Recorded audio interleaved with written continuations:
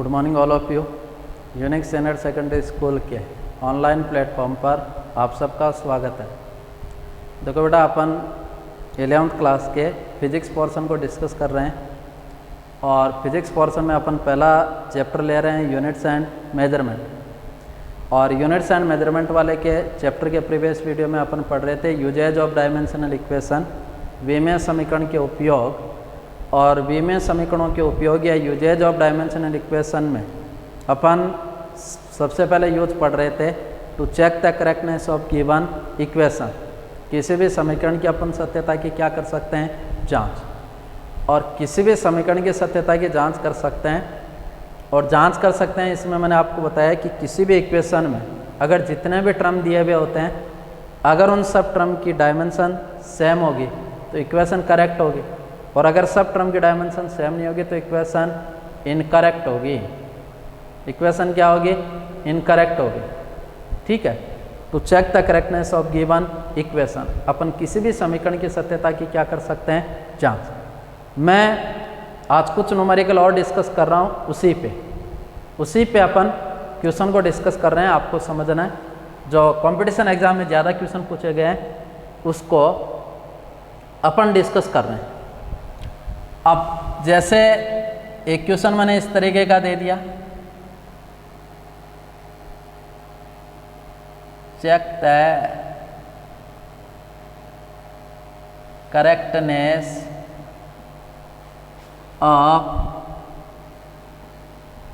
Given equation. और equation मैंने ये दे दी बेटा T 2 pi under root L upon G, ऐसे एक टर्म दे दी है ना। पहला यूज अपन पढ़ रहे हैं समीकरण की सत्यता की जांच। पहला अपन पढ़ रहे हैं कि विमीय समीकरणों की सहायता से अपन किसी भी समीकरण की सत्यता की क्या कर सकते हैं, जांच।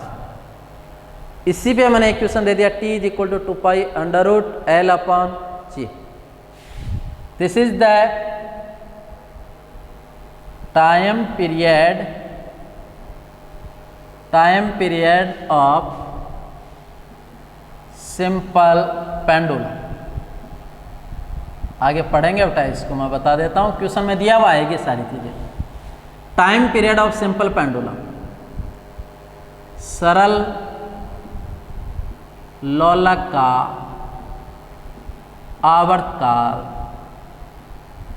सरल लोलक का क्या है, ये आवर्तकाल। ये फॉर्मूला है time period of simple pendulum, ये फॉर्मूला है सरल लोलक के आवर्तकाल का। This is the time period of simple pendulum. Pendulum वाली वाच देखी होगी, पेंडुलम वाली घड़ी देखी होगी। एक ऐसा लटका हुआ होता है, नीचे स्पेरिकल होता है, गोलाकार होता है, और इस तरीके से वो चलता रहता है।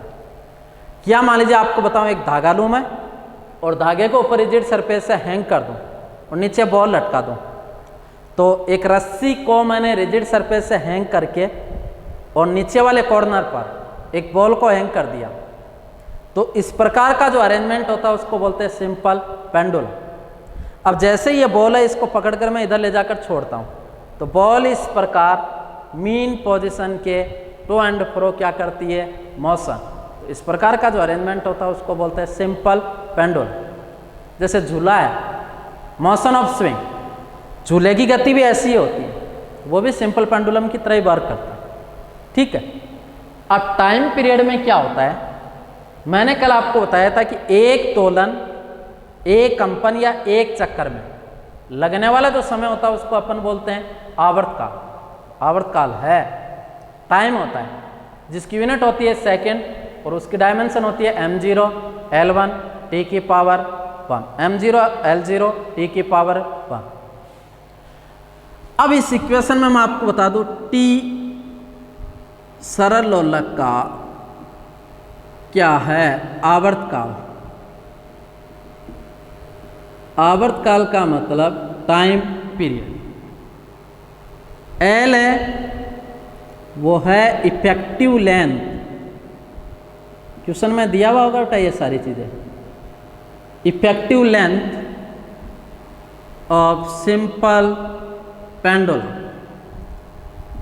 यह है सरल लोलक की प्रभावकारी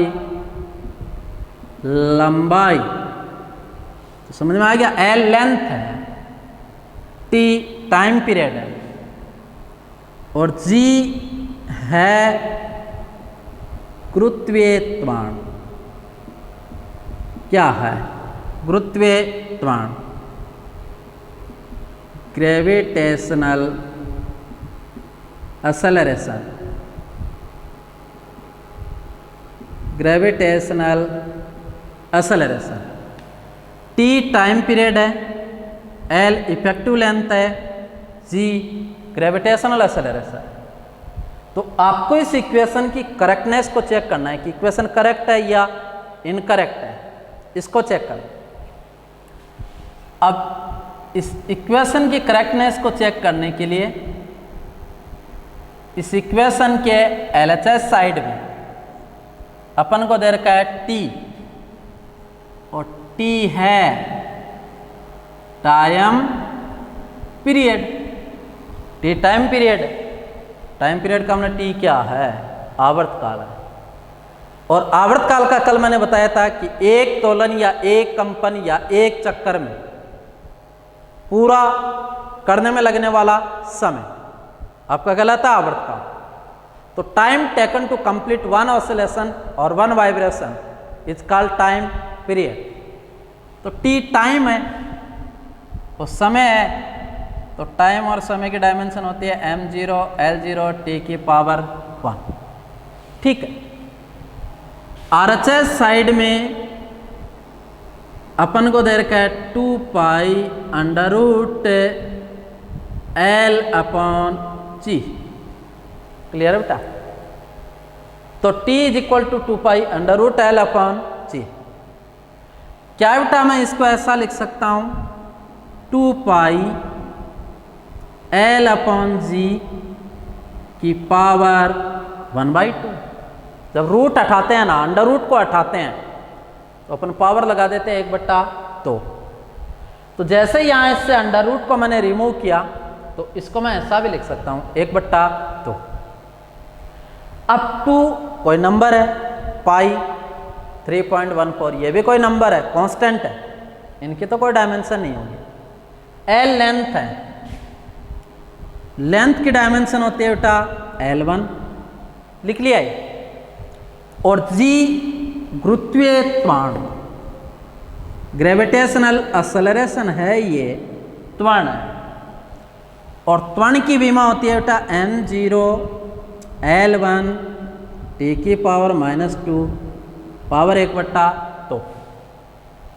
अब देखो इसको अपन ऐसा भी लिख सकते हैं, ये जैसे ऊपर गई, ये ऊपर गया मान लीजिए, तो इसको ऐसा भी तो लिख सकते हैं L1 तो है ही ऊपर, m0 ऊपर गया, L की पावर 1 ऊपर गई तो पावर किसकी हो गई? माइनस की।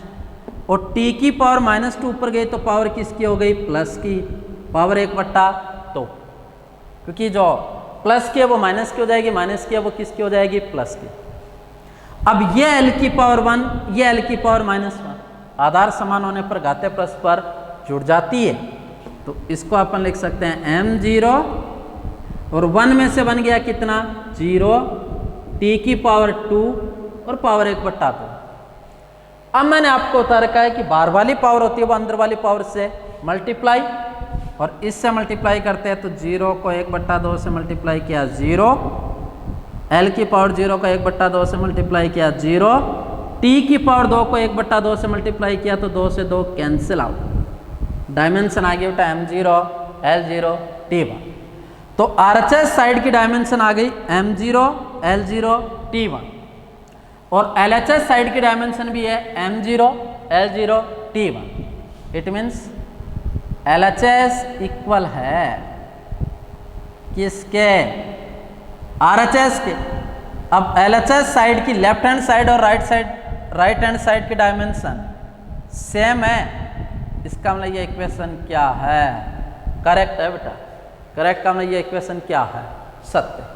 तो आपको कुछ नहीं करना है, केवल ये देखना है कि इस इक्वेशन करेक्ट होगी या इनकरेक्ट। मैं और नए तरीके के क्वेश्चन डिस्कस करता हूं, देखो।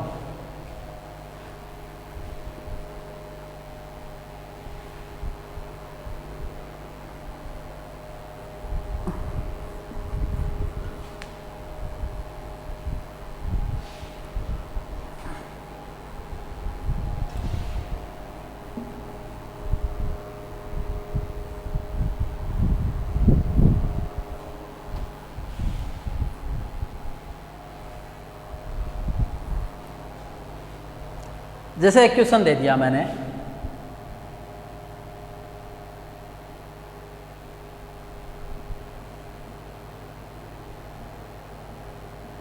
गतिज ऊर्जा काइनेटिक एनर्जी, और इसको ऐसा लिख देता हूं 1/2 m² v²। समीकरण की सत्यता की जांच कीजिए। समीकरण की सत्यता की जांच कीजिए।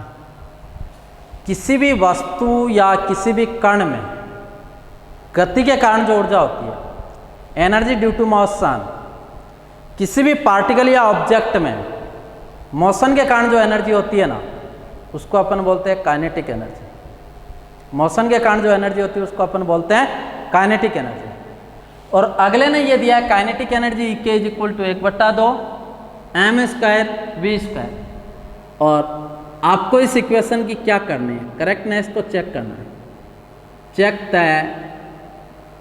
Correctness of given equation. Check the correctness of given equation. इस इक्वेशन की आपको करेक्टनेस को चेक करना है। अब चेक करना है तो अगर इस इक्वेशन के दोनों LHS साइड और RHS साइड की डायमेंशन सेम होगी, इक्वेशन करेक्ट होगी। और दोनों टर्म की डायमेंशन सेम नहीं होगी, इक्वेशन क्या होगी, इनकरेक्ट होगी। ठीक है, इक्वेशन क्या होगी, इनकरेक्ट। समझ में आई बात। अब देखो, अब इस इक्वेशन के LHS साइड में टर्म अपन को दे रखा है EK, और EK क्या है, गतिज ऊर्जा। और गतिज ऊर्जा का मतलब ये एनर्जी है, कौन सी, काइनेटिक एनर्जी। अब ये काइनेटिक एनर्जी है और एनर्जी फॉर्म होती है वर्क की, कार्य के रूप होता है ऊर्जा। और वर्क की या कार्य की डायमेंशन मैंने लिखा रखी है, वर्क इज इक्वल टू होता है फोर्स इनटू डिस्प्लेसमेंट, बल गुणा विस्थापन। तो जो डायमेंशन वर्क की होती है, देखो ये दे रखी है EK काइनेटिक एनर्जी है। और आपको मैंने बताया कि काइनेटिक एनर्जी फॉर्म होती है किसकी, वर्क की। और वर्क की डायमेंशन होती है m1 L2 और T⁻²।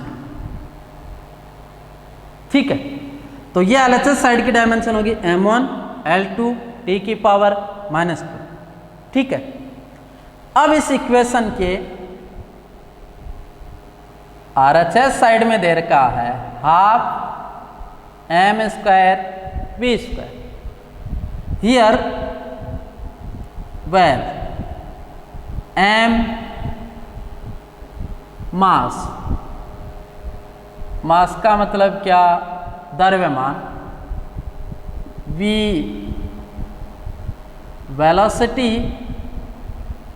और वेलोसिटी का मतलब क्या है, वेग। तो m मास है, v वेलोसिटी है। तो m मास है, v वेलोसिटी, और हाफ नंबर है। अब हाफ तो जो नंबर है उसकी तो कोई भी डायमेंशन नहीं होगी।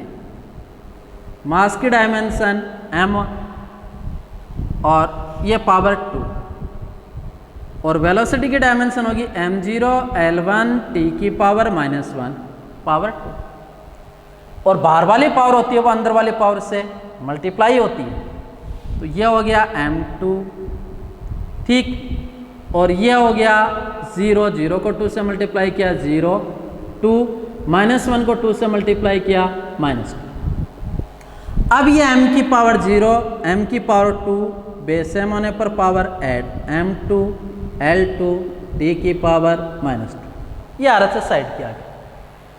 अब LHS साइड की डायमेंशन तो है m1 L2 t की पावर -2 और RHS साइड की डायमेंशन होगी m2 L2 t की power -2। It means left hand side is not equal to right hand side. LHS is not equal to RHS। So given equation is correct या incorrect? Given equation क्या है? Incorrect है बेटा। तो equation correct तभी होगी जब उसके सब टर्म की डायमेंशन क्या है, सेम। शायद आपके समझ में आया होगा इन सब। और क्वेश्चन करेंगे अभी। क्यों करा रहा हूँ इतने क्वेश्चन?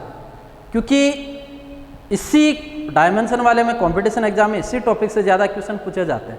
तो मैं और कराऊंगा, एक क्लास और अपन क्वेश्चन के डिस्कस करेंगे। तो आपको इस तरीके से इन क्वेश्चनों को क्या करना है, सॉल्व। बाकी अपन कल डिस्कस करेंगे बेटा। Thank you.